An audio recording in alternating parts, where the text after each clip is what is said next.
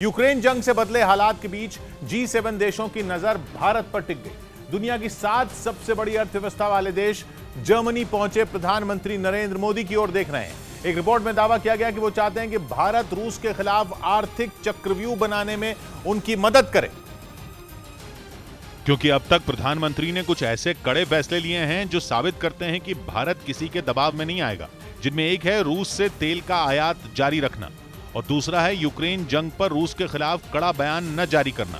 मतलब ये कि बिना डरे, बिना किसी के दबाव में आए भारत ने रूस से अपनी दोस्ती निभाई। प्रधानमंत्री ने यूक्रेन का मुद्दा शांति से सुलझाने की अपील तो की, लेकिन उस पर हमले के लिए रूस की कड़ी आलोचना कभी नहीं की। जबकि अमेरिका और यूके जैसे देश चाहते थे कि भारत उस भेड़चाल का हिस्सा बने जिसमें पश्चिम और यूरोप जैसे देश पहले से शामिल हैं। लेकिन प्रधानमंत्री नरेंद्र मोदी ने किसी भी मन से ये नहीं किया। एक रिपोर्ट में दावा किया गया कि जर्मनी गए प्रधानमंत्री से G7 देश उम्मीद कर रहे हैं कि वो रूस से तेल मंगवाना कम करेंगे, क्योंकि उन्हें लगता है कि ऐसा करने पर रूस पर दबाव बढ़ेगा। अमेरिका तो खुलकर यह बात कह भी चुका है, वो शुरू से चाहता है कि दुनिया भर के देश यूक्रेन के मुद्दे पर उसके साथ खड़े हों। लेकिन जैसा अमेरिका ने चाहा वैसा हुआ नहीं।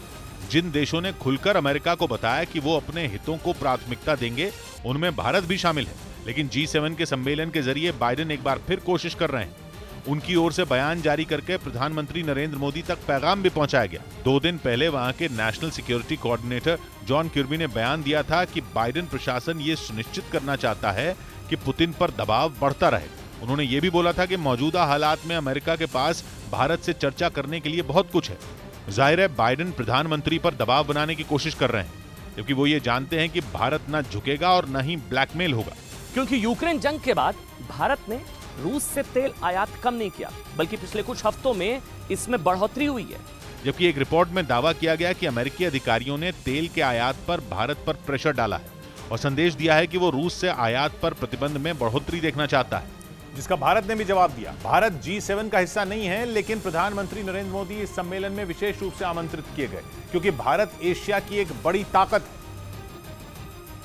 और सबसे बड़ी बात, यूक्रेन जंग के बाद भारत दुनिया के देशों की गुटबाजी का हिस्सा नहीं बना। उसने ना ऊर्जा के मुद्दे पर घुटने टेके और ना ही गेहूं पर। इतना ही नहीं, कुछ दिन पहले ही विदेश मंत्री एस जयशंकर का बयान भी आया, जिसमें उन्होंने कहा था कि केवल भारत से ही सवाल क्यों किया जा रहा है, जबकि यूरोप के कई देश अब भी रूस से गैस मंगवा रहे हैं। जबकि भारत के विदेश मंत्री ये पहले ही बोल चुके हैं कि यूरोप दरअसल ये चाहता है कि दुनिया उसकी समस्या समझे, लेकिन वो दुनिया की समस्या समझ ही नहीं रहा है। यानी भारत उन चुनिंदा देशों में शामिल है जो पश्चिमी देशों को सच का आईना दिखा रहे हैं। माना जा रहा है कि इसी वजह से G7 प्रधानमंत्री को रूस पर दबाव बनाने के लिए मनाना चाहता है। वही G7 जो 2014 से पहले G8 था और जिसमें रूस भी शामिल था। लेकिन 2014 में जब रूस ने यूक्रेन के काला सागर के द्वीप क्राइमिया पर कब्जा कर लिया, तो रूस को G8 से निकाल दिया गया और वो G7 बन गया। और तब से लेकर अब तक G7 रूस को टारगेट कर रहा है। इस संगठन की नींव 1973 में रखी गई थी और तब इसमें 6 देश शामिल थे। इस संगठन की पहली बैठक तेल संकट पर हुई थी। बाद में कनाडा भी इसका हिस्सा बना और G7 संगठन की स्थापना हुई। 1991 में सोवियत संघ के प्रतिनिधि को इसमें मेहमान के तौर पर बुलाया गया, वैसे ही जैसे इस बार प्रधानमंत्री नरेंद्र मोदी को बुलाया गया। जिसके बाद 1997 में रूस G7 का हिस्सा बना और वो G8 बन गया। लेकिन 2014 के बाद रूस इस संगठन से अलग हो गया और इस संगठन में America, Britain, France, Canada, Japan, Italy और जर्मनी रह गए।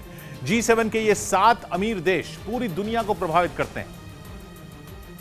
या यूं कहें कि दुनिया की 10% आबादी वाले ये 7 देश दुनिया की 90% आबादी पर असर डालते हैं। भारत इसका हिस्सा नहीं है, लेकिन पिछले 3 साल से इसके सम्मेलन में शिरकत कर रहा है, जिससे साफ होता है कि इन ताकतवर देशों को भारत की कितनी जरूरत है। वो ये जानना चाहते हैं कि कड़े फैसले लेने वाले प्रधानमंत्री नरेंद्र मोदी उनके साथ हैं या नहीं, क्योंकि प्रधानमंत्री जर्मनी गए जरूर हैं, लेकिन वो वही करेंगे जिसमें भारत का फायदा होगा।